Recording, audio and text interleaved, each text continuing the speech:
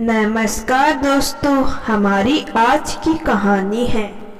माँ बोली, बिटिया, घमंड हमेशा रिश्तों में कड़वाहट घोलता है। ये सुन बेटी को आया गुस्सा। घर की बत्तियां बंद करके जैसे ही पूरा परिवार सोने लगा, तभी दरवाजे पर घंटी बज उठी। सहसा मन में अनेक सवाल उठ खड़े हुए।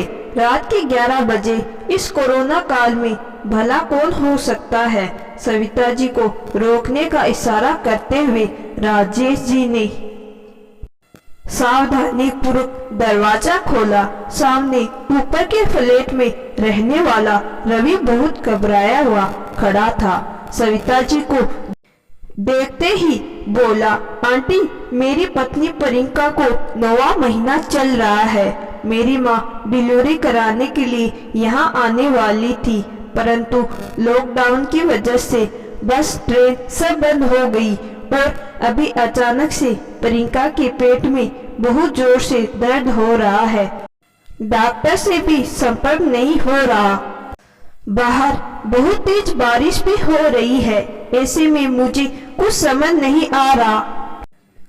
करूँ तो क्या करूँ? आंटी प्लीज, क्या आप एक बार चलकर देखेगी? इतना कहकर रवि ने अपने दोनों हाथ जोड़ लिए।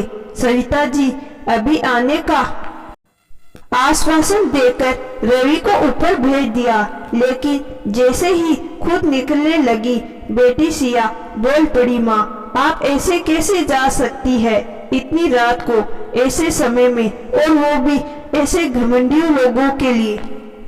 अभी कुछ दिन पहले ही तो कितनी बेइज्जती से पेशाए थे दोनों।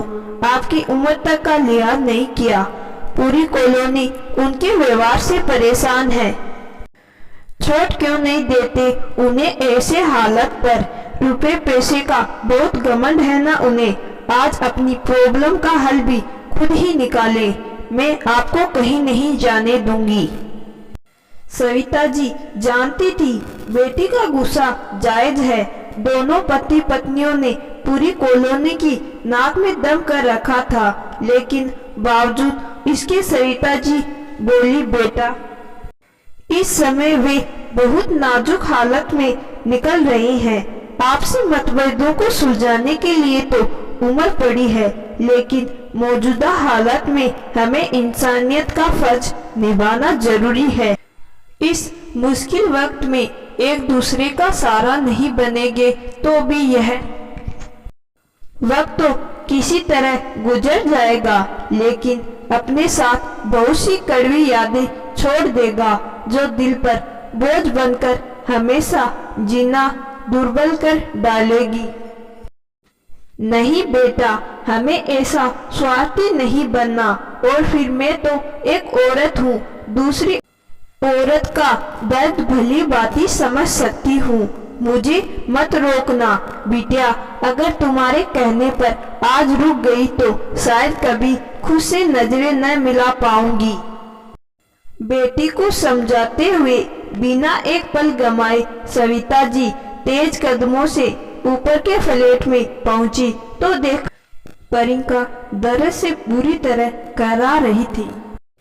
यह तो प्रसव की पीड़ा है। सविता जी को समझते देर न लगी। फटाफट एम्बुलेंस के लिए फोन लगाकर, लेकिन फोन नहीं लगा। पति राजेश को कहकर गाड़ी निकलवाई और समय रहते ही प्रियंका को अस्पताल पहुंचाया गया। यहाँ प्रियंका ने एक बहुत प्यारी सी गुड़िया को जन्म दिया। सविता जी ने जब दोनों पति पत्नी को बधाई दी तो आज दोनों की आंखों में पश्चाताप के आंसू थे। दोनों ने अपने बर्ताव के लिए माफी मांगी। तब सविता जी ने समझाते हुए कहा, मुश्किल वक्त में धन दौलत से कहीं ज्यादा आपके अपने काम आती है। इसीलिए जहाँ तक हो सके अपने व्यवहार से हर किसी को अपना बनाने की कोशिश करनी चाहिए। घमंड हमेशा रिश्तों में कड़वाहट घोलता है। इसीलिए घमंड त्याग कर एक दूसरे के प्रति ईमानदारी से प्रेम और सम्मान की भावना रखनी चाहिए।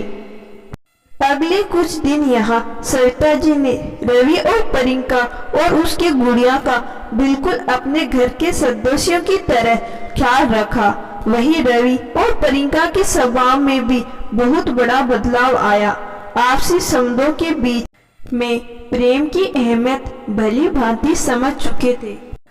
तो दोस्तों, आज की कहानी आपको जरूर पसंद आई होगी। कहानी पसंद आई है तो कहानी को लाइक और चैनल को सब्सक्राइब जरूर करिएगा। धन्यवाद।